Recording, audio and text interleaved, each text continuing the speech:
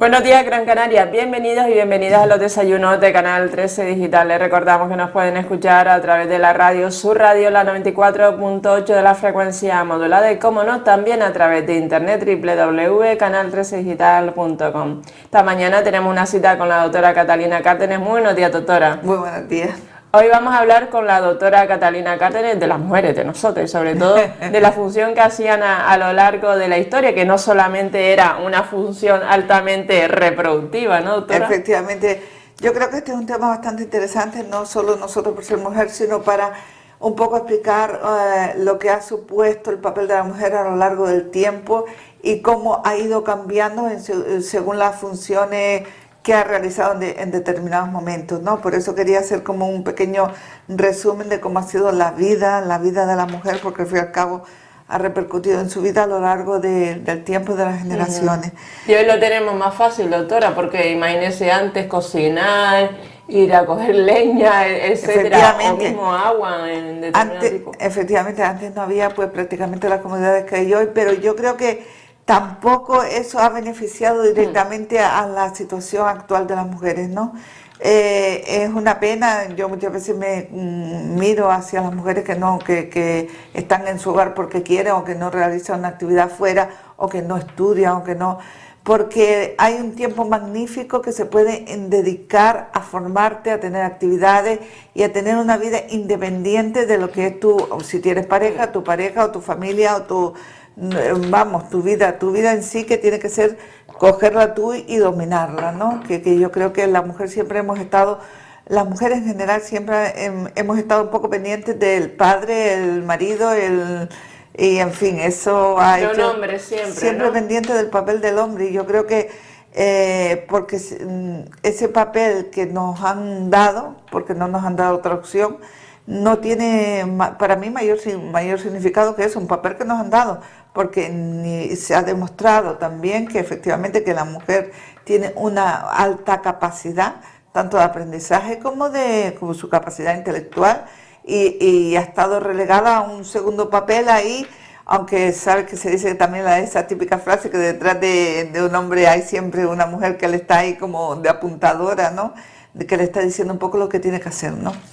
Pero bueno, vamos a empezar un poquito hablando de la mujer. La mujer a lo largo del tiempo realiza el esfuerzo reproductivo o trabajo reproductivo que permite la supervivencia de individuos y sociedades. Es verdad que el papel, digamos, en la prehistoria, en la historia antigua, siempre ha sido el papel reproductivo, ¿no? Como tal. A lo largo de la historia y hasta fechas recientes, con el objeto de garantizar la supervivencia social y en un contexto de altísima mortalidad, tanto en la tasa bruta como en mortalidad infantil, ha sido necesario mantener una alta tasa de natalidad. Digamos que efectivamente, como antes la mortalidad infantil era muy alta, pues eso obligaba a que se tuviera mayor número de hijos. Por tanto, la mujer estaba pendiente siempre, efectivamente, de aumentar la tasa de natalidad. Cuanto más hijos mejor, porque de ellos se sabía ya que algunos pues se iban a quedar por el camino, se iban a quedar pues en aborto, se iban a quedar, digamos, en la mortalidad esa que había tan alta perinatal. Tanto la tasa bruta de natalidad como la tasa bruta de fecundidad pues tenían que garantizar el reemplazo suficiente de las poblaciones.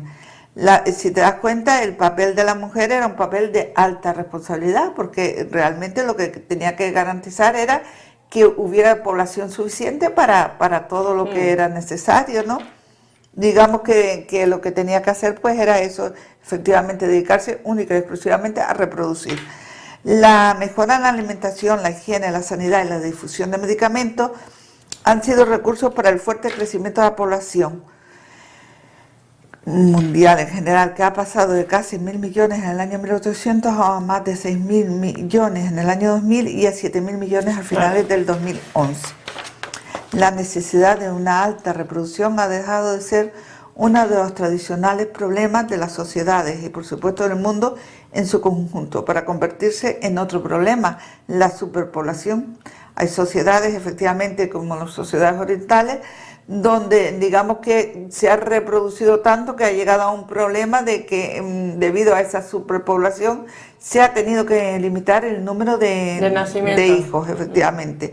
número de hijos por persona, como fue el caso de China en un momento determinado, que solo se podía tener uno y el segundo pues quedaba ahí como un hijo no reconocido prácticamente.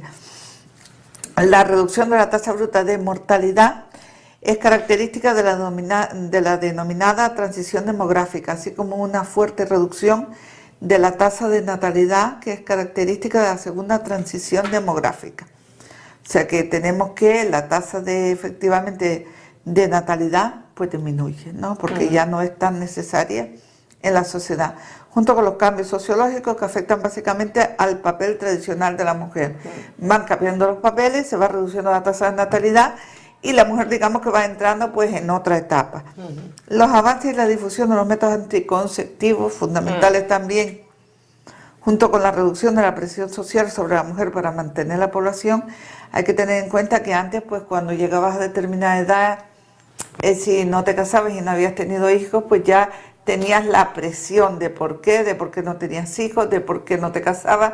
Había una presión social en la mujer para que fuera eso, un efecto reproductor, prácticamente. Sí. No, la miraban como rara, ¿no? Sí, la miraba como una persona pues que no estaba en la sociedad. Si estabas en la sociedad era pues que llegada a determinada edad, por supuesto los estudios no eran importantes para la mujer, puesto que la mujer siempre se ha considerado dependiente del hombre, que era el que sí tenía que tener los conocimientos suficientes, cosa que además no ha sido así, porque se ha demostrado que efectivamente la mujer cuando se integró completamente en la universidad y demás, pues ha dado unos resultados mucho más elevados que en el hombre, ¿no? Inclusive mujeres que tenían que ir a la universidad iban disfrazadas de chicos. Sí, pero eso a principios de siglo y demás, y efectivamente no podían ir como mujeres. Como mujeres. Y bueno, toda esa presión social sobre la mujer para mantener a la población, debido al aumento de la supervivencia, hace que se produzca la revolución reproductiva.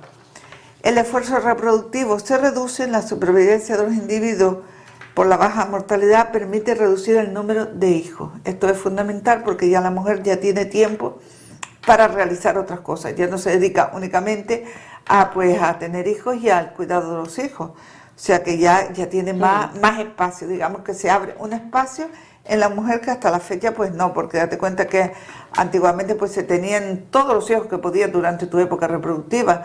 O sea que si empezaba pues, y además empezaba muy jóvenes, sobre los 15 pues hasta la vida media era menor, hasta los 35, 40 años. Si no moría en el parto, ¿no? Exacto, si no moría en el parto, porque claro, las enfermedades, la mala higiene. No había prácticamente medios, entonces también una de las causas era eso, que muchas mujeres durante el parto pues fallecían, hijos que también durante el parto o en el periodo neonatal pues digamos que fallecían por cualquier cosa, por una infección o por cualquier patología que en ese momento pues era desconocida. Y además la revolución de los métodos anticonceptivos lo que ha supuesto para la mujer, para decidir cuándo tiene sus hijos y que ya pues efectivamente su vida no esté ligada, digamos, la vida sexual ligada a la vida reproductiva, que es otra gran revolución.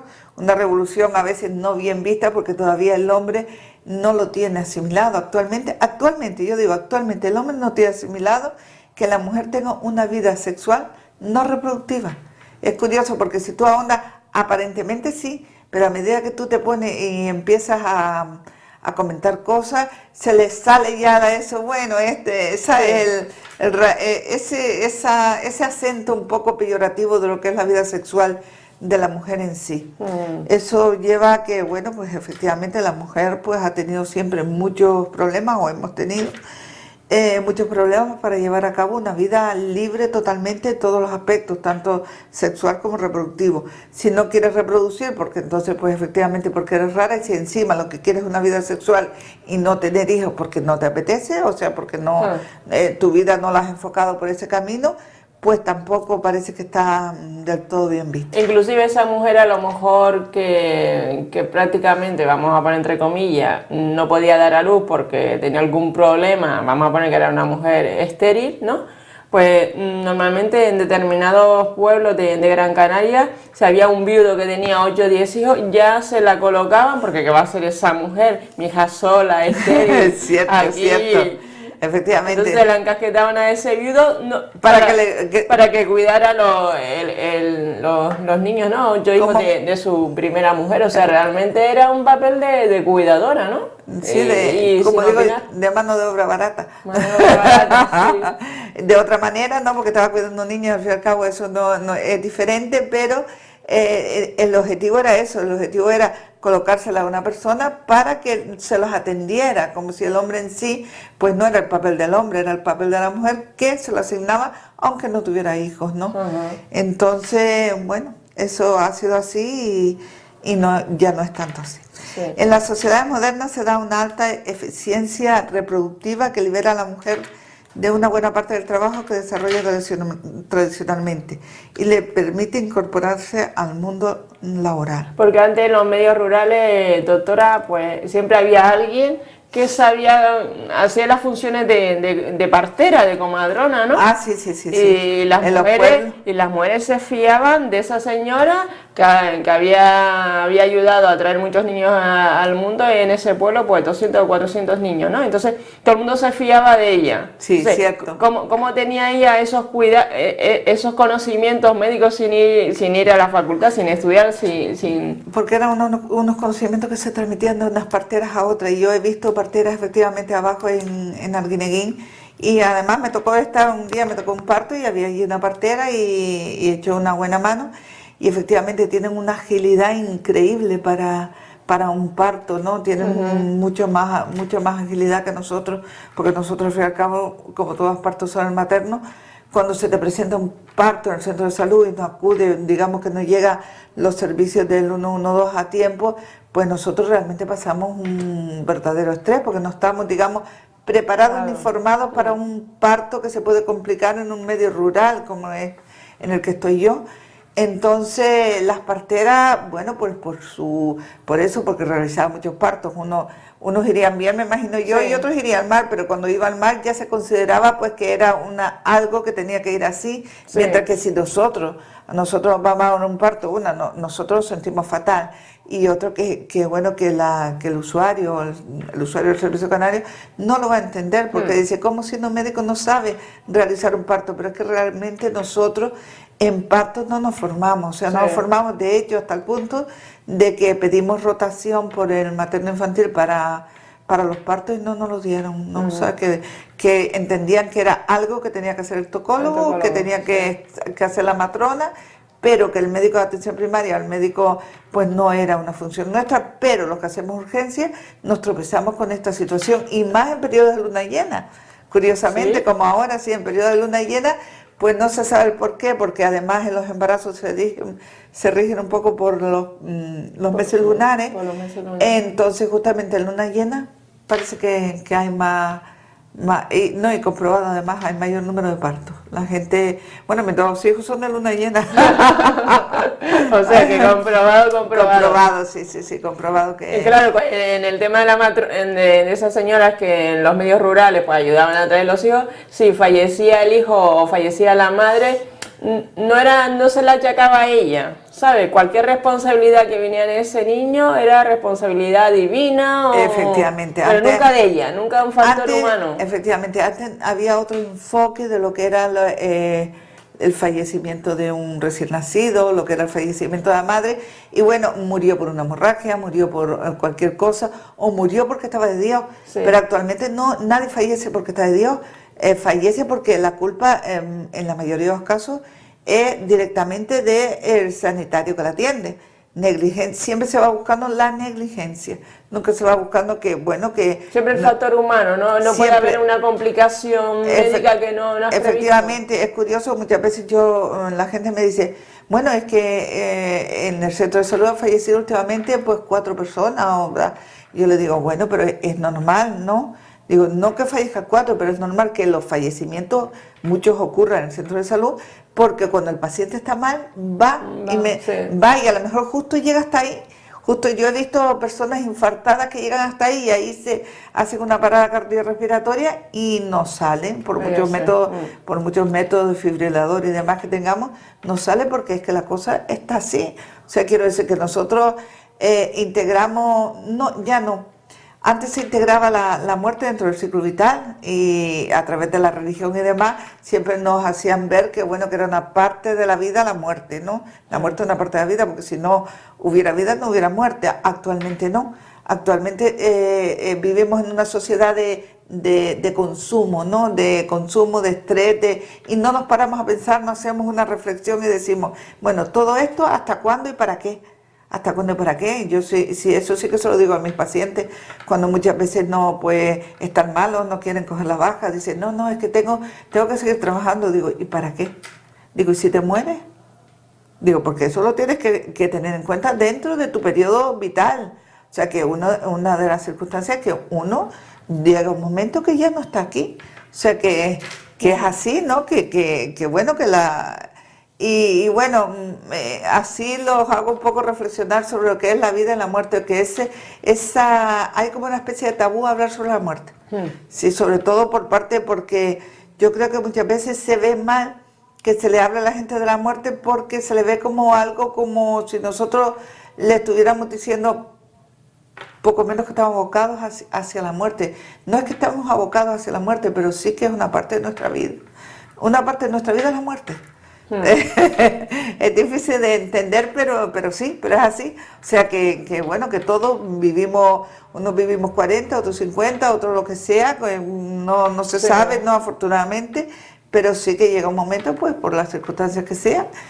También es verdad que a lo largo del tiempo se nos ha, digamos, transmitido que son las personas mayores que fallecen, pero no, también las personas jóvenes, también las personas... No hay edad. No hay edad para fallecer, incluso los niños, o sea, que incluso los niños cada vez se están viendo más patologías de tipo tumoral en niños y que llevan al fallecimiento, o sea que es así, no podemos... El tema mismo antes de los partos en las zonas rurales, pues era un tema de mujeres, ¿no? Sí, era un tema totalmente. De mujeres en la que los hombres no intervenían. No intervenían hasta que al final pues la señora daba luz y se sacaba el niño, etcétera, etcétera. Pero algo muy íntimo, muy personal. El hombre no estaba presente. Del cuerpo femenino y como que o el mismo tema de la menstruación. Era una cosa... bestial en la Edad Media, pues en tribus en África, se aislaba la mujer cuando tenía pues la regla. Pero actualmente sigue. Actualmente, por ejemplo, en las bodegas siempre te preguntan que si tienes la regla, y si tienes la regla no puedes entrar porque dice que el vino se estropea. Y digo, bueno, en fin, eso dice que está demostrado que sí, pero bueno. Pues en las sociedades modernas efectivamente se da una alta eficiencia reproductiva que libera a la mujer de buena parte del trabajo que desarrollaba tradicionalmente y le permite, que era lo que yo estaba comentando, incorporarse al mundo laboral. Pues ahí se produce una serie de cambios y bueno... En las guerras, ¿no, doctora? En la guerra civil, en la Primera Guerra Mundial, la Segunda Guerra Mundial, pues la mujer se incorporaba pues a las fábricas. Efectivamente, a hacer uniformes, a hacer armamento, y desde el momento que después ya termina la Segunda Guerra Mundial y se incorpora el hombre y tal... A la casa, pues yo estaba bien en la fábrica. Es verdad, ¿no?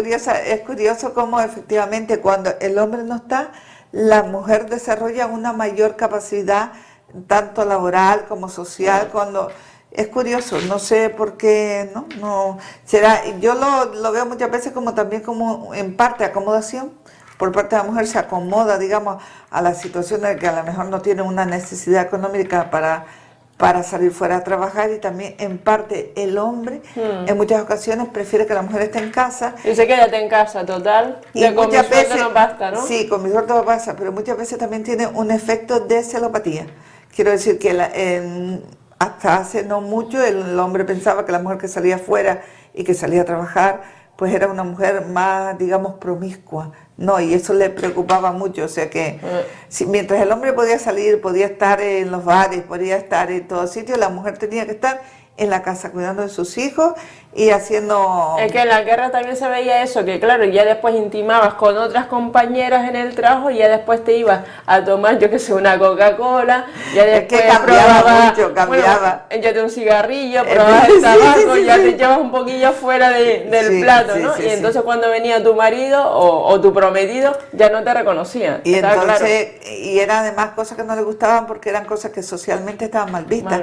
Entonces volvía otra vez a la casa, a los niños, al hogar y a todo eso. Pues bueno, con estos cambios efectivamente hay un declive del trabajo reproductivo, o sea, de la reproducción en sí. Hay un derrumbamiento del papel del patriarcado, o sea que ya, digamos, el hombre no es el patriarca. Y eso, por ejemplo, en los países de Oriente Medio, Arabia Saudí, eso está ahí asentado, eso está ahí por los siglos de los siglos, amén, porque ahí la mujer no pincha, o sea, pincha muy poco. Actualmente no, y cuando la mujer efectivamente es una mujer muy activa, que tiene, son mujeres que se tienen que distanciar del hombre, y eso en este tipo de religiones pues es más complicado, ¿no? En las religiones musulmanas, en la religión musulmana, o en otro tipo de culturas, ¿no? Sí, porque ven que la mujer tiene que quedarse en el hogar, a cuidar a los niños, a los mayores, punto. Es curioso como yo, por ejemplo, de determinadas religiones, podamos decir, de alguna manera para que nadie se vea representado, pues no, las mujeres prácticamente no hablan cuando vienen a la consulta, el hombre va diciendo pum, pum, pum, y tú le preguntas, pero ya yo he terminado, muchas veces le pregunto porque las mujeres, pues como vienen de otros países que no tienen el habla hispana, pues, y los hombres sí, porque están trabajando fuera, porque digamos que los hombres llevan una vida social, mientras que la mujer está en casa, en el hogar.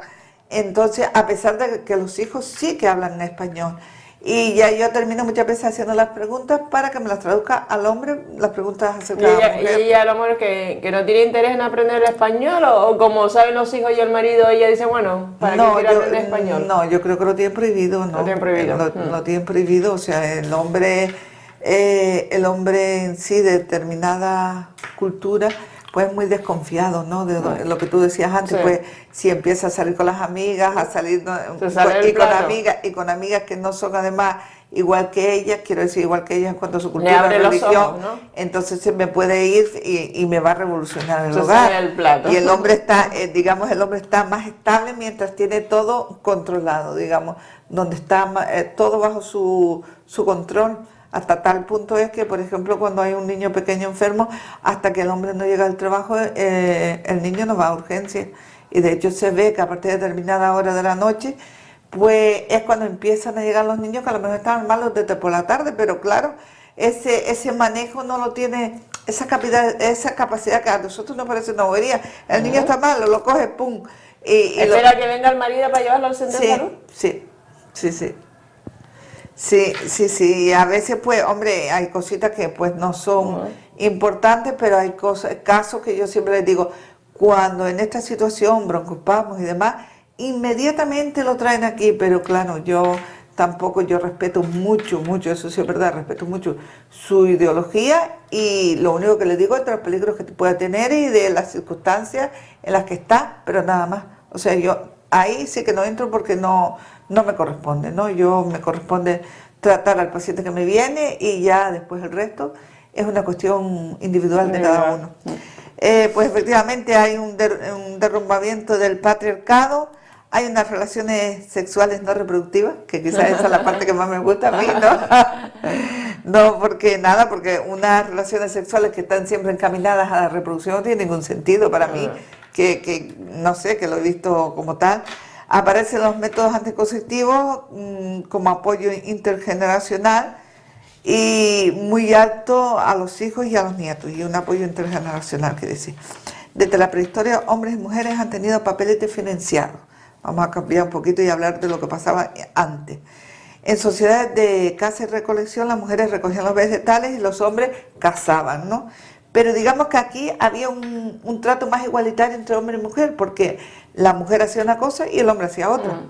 Digamos que ambos salían del hogar, que tampoco no es que hubiera hogares como ahora, pero sí que, digamos, se destinaban a actividades distintas para cuidar a la familia.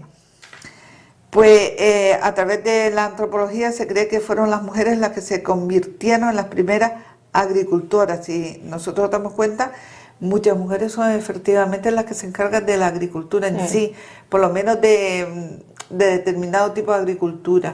Hay que ir, por ejemplo, pues en la aldea, por ejemplo. Por ejemplo, el tema del empaquetado en los almacenes, en las cooperativas aquí de Gran Canaria, la aldea, vecindario. Sí, mujeres. Quienes seleccionan el tomate que luego sale a Europa son mujeres. E incluso las personas que ponen, las que plantan, ¿no? Las que se realizan, las que se encargan en sí de la agricultura suelen ser mujeres, porque se cree que a través del cultivo de plantas, que siempre le ha gustado más a la mujer, pues fue viendo cómo surgía y fue cogiendo mayor conocimiento de lo que luego sería una manera de abastecer a la familia en la agricultura. En la Edad Media la conducta femenina fue pautada para momento por el hombre. Cada edad correspondía a un estado civil, siempre por tanto ligado a un varón. Estaba la novia, la prometida, la casada, la viuda. O sea, no existía, la mujer no tenía identidad propia, no era... pues como yo, Catalina, no. Sí, estaba supeditada a un varón, ya sea el padre, el hermano. Exacto, yo en este caso sería la mujer de. O sea, la mujer de que pasa consulta en la sala tal. Eso sería en esa época, ¿no? El varón debía responsabilizarse de la mujer. O sea, hasta tal punto que, bueno, vamos, es como si estábamos tutorizadas por el hombre. Quisiéramos o no quisiéramos, o sea, pasábamos de ser tuteladas por el padre para luego ser tuteladas por el marido y luego por el hijo mayor si se moría el marido. O sea que realmente era una situación muy complicada y que las mujeres pues la han asumido, ¿no? En la historia reciente las funciones de las mujeres han cambiado enormemente. La burguesía trajo consigo una nueva concepción de la familia, que no por ello fue mejor, donde la mujer tenía un papel restringido al hogar. Digamos que se convirtió en una situación también de discriminación, en cierto modo. Hasta entonces la mujer había participado, aunque de modo distinto al hombre, en tareas de aprovisionamiento y trabajo para la supervivencia familiar fuera del domicilio hogar. Las mujeres de clase media no accedían a un puesto de trabajo remunerado. Sus tareas eran domésticas y el cuidado de los niños, de los hijos, de los niños. Para las más pobres, en cambio, no. O sea, es curioso como en la misma época y en la misma, digamos, etapa generacional, pues según el poder adquisitivo, podían quedarse en su casa al cuidado de los hijos, pero las más pobres tenían que salir a trabajar efectivamente en las clases obreras y pues a las fábricas y demás, y tenían como objetivo, curiosamente, yo recuerdo de épocas donde la mujer, el objetivo era poderse casar para que la mantuvieran, para poderse quedar en casa. Y todavía hay muchas que su objetivo es, bueno, cuando tienen un trabajo quizás demasiado duro, si mi marido consigue un trabajo bueno, yo me quedo en casa. Y yo digo, ¿y por qué? ¿Y por qué? No se intenta al revés, como digo yo, que tan difícil no es aprender algo, aprender otra actividad y poder hacer algo que no sea tan duro y que no te quedes en casa. Porque yo pienso que la casa no tiene ningún objetivo, no tiene ninguna finalidad, ¿no? Desde mi punto de vista, ¿no? Aparte de que da un gran trabajo, eso sí, pero sí compartido entre la familia todos, pues digamos que pueden realizar ambos, la pareja, una actividad fuera del hogar. Pues como decía antes, para las más pobres, las clases obreras, esta situación era un objetivo, ya que la situación económica les obligaba a buscar un trabajo fuera del hogar, siendo los trabajos de diferentes categorías y salarios. O sea que realmente, yo recuerdo una época que aquí en Canarias estuvo muy de moda las niñas prácticamente empezaban a ir a la factoría de pescado, a la factoría Ojeda, ¿no? Creo que era una de ellas. Y muy tempranamente dejaban la escuela y se ponían a trabajar. Lógicamente, si tú empiezas a trabajar a los 14 años y a empaquetar sardinas o salada, pues cuando llegas ya a los 18, 19, lo que quieres efectivamente es una jubilación, como digo yo. Yo le llamo jubilación anticipada, porque lo que quieres es casarte y quedarte en casa, porque ese trabajo no te da ninguna satisfacción. Todos los días te levantas temprano, haces lo mismo y además te pagan poco. Y te pagan menos incluso que el hombre en una actividad similar. Pues imagínate en el tema de la parcería, a lo mejor en la tierra o en almacén, y antes que a lo mejor algún jefillo se pasaba de listo y la rozaba sin querer, ¿no? Entonces... Bueno, estaba antes el derecho, y eso sí que todos lo conocemos, el derecho de pernada, ¿no? El derecho de pernada es un derecho que existió y que, bueno, yo creo que hasta hace poco estaba implantado en la zona sur, y el derecho a aquellas mujeres que estaban trabajando, sobre todo en la parcería, pues los capataces además podían hacer y deshacer, vamos, a su voluntad. O sea que ha sido un abuso, digamos, de la mujer, exactamente de la mujer canaria, porque quizás es donde más se ha dado. A mí eso lo sé además porque me lo han contado y me han contado el miedo que han pasado y cómo han intentado alejar a sus hijos de esa situación, a sus hijas, porque les iba a pasar lo mismo. Quiero decir que iban a abusar de ella a cambio de no despedirla. O sea que era una violación para mí de todo lo... Claro, cuando la mujer dice no, el hombre entiende sí. O sea, cuando la mujer dice no, dice no. Y ya está. Realmente. Pero claro, nos estamos, digamos, transportando a una época donde prácticamente ni la legislación te protegía, ni te protegía tu familia porque estaba lejos, ni te protegía nadie. Entonces tú tenías que sacar adelante una familia, y yo supongo que en esa situación, pues, yo sí que recuerdo que de pequeña, pues, en mi familia, de ese tema del trabajo en el sur, la parcería, se hablaba con mucho tabú. Decía, no, ahí no se puede ir a trabajar, es una situación muy... Pero nunca me llegaron a explicar realmente lo que era, ¿no? Entonces, cuando yo llegué, pues, a Mogán, un compañero médico me lo explicó tal cual, y porque es de allí, del municipio de Mogán, y lo entendí, y digo, por fin lo entiendo, digo, lo que tanto me han tenido un poco como así, como un poco escondido para que yo no me entere, ¿no? Bueno, y pasamos a hablar un poco del movimiento feminista. El movimiento feminista ha perseguido el reconocimiento de la igualdad de oportunidades y de derechos para las mujeres. Actualmente, debido a cambios económicos, el apoyo del poder económico y la reivindicación del movimiento feminista ha llevado a cambios culturales, acceso a carreras profesionales y trabajos similares a los de los hombres. O sea que trabajos similares a los de los hombres, no, yo creo que trabajos iguales. Yo, por ejemplo, en mi centro tenemos los mismos derechos, las mismas obligaciones, y el mismo sueldo. En este caso no hay nada diferente entre hombre y mujer, no hay ninguna discriminación. Y yo quería hablar un poquito también del sufragio femenino, el derecho al voto, pero que realmente no se sabe exactamente cuándo empezó, porque yo estuve mirando fechas y al final decidí dejarlo, porque efectivamente, aunque se cree que el primer sufragio, pues, femenino fue en Nueva Jersey en 1776, después se rescindió en 1807. En algunos países han tardado mucho tiempo en conseguir el derecho al voto, y bueno, pues es eso. Sí que antes te comentaba también que hablar un poquito de lo que supone para la mujer el hecho de estar en el hogar, ¿no? Muchas veces nosotros no entendemos, o nosotros, en este caso yo en mi caso, que no entiendo por qué la mujer estando en el hogar, o al revés, por qué la mujer se queda en el hogar si sabe que eso le va a llevar a una patología. Quiero decir que si tú te pasas todo el día encerrada en tu casa, si no te relacionas con colectivos, con otras personas, y no tienes una actividad fuera de la misma, pues eso te va a llevar, pues, por un lado, a depresión, por otro lado te lleva a que aumentes de peso porque estás todo el día en casa, picas, coges comida de todos lados, porque la comida, por mucho que haya crisis, siempre hay algo barato que se puede comer. Y bueno, pues a una serie de patologías en sí que van empeorando a la mujer. Entre ellos, por ejemplo, el aislamiento social es en sí una patología. Y otra cosa que yo veo en la mujer que está aislada en su casa, que la poca habilidad social que tiene. Quiero decir, tiene miedo muchas veces de ir hasta una ventanilla a solicitar un papel, porque realmente el hecho de estar en casa te va haciendo perder facultades tanto a nivel intelectual como a nivel de relación con los demás. Entonces yo creo que efectivamente todo el hecho del hogar en sí no es nada satisfactorio, y se debe trabajar mucho que la mujer salga del hogar.